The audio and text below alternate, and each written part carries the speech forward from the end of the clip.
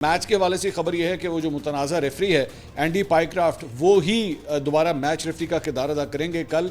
और उनको नहीं चेंज किया गया है, उन्होंने वो जो माजरत कर ली थी उसके बाद लगता है कि मामला जो है वो ठंडे हो रहे हैं। लेकिन साथ ही साथ ये खबरें भी आई थी कि पीसीबी को आईसीसी की जानिब से ये लेटर लिखा गया है कि जनाब आपने इसकी वीडियो क्यों रिकॉर्ड की है। बाय द वे इसके ऊपर भी हमने रमीज़ राजा साहब से गुफ्तगू की है, वो भी आपको बताएंगे कि उनके पास इस सिलसिले में क्या इन्फॉर्मेशन थी।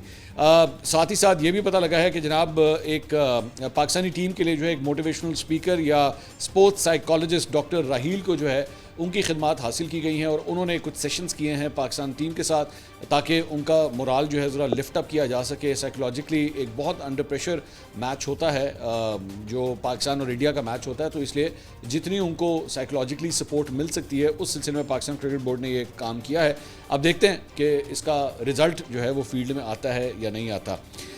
इसके साथ साथ बैट्समैनों ने बॉलर्स ने जो है सुना है बड़े टिका के नेट्स किए हैं। अलबत्ता पाकिस्तान ने जो अपनी प्रेस कॉन्फ्रेंस करनी थी वो प्रेस कॉन्फ्रेंस उन्होंने मनसूख कर दी। पाकिस्तान ने अपनी प्रेस कॉन्फ्रेंस मुनक्किद नहीं की, जो आमतौर पर प्री मैच प्रेस कॉन्फ्रेंस एक दिन पहले होती है वो पाकिस्तानी टीम की जानिब से आज नहीं हुई।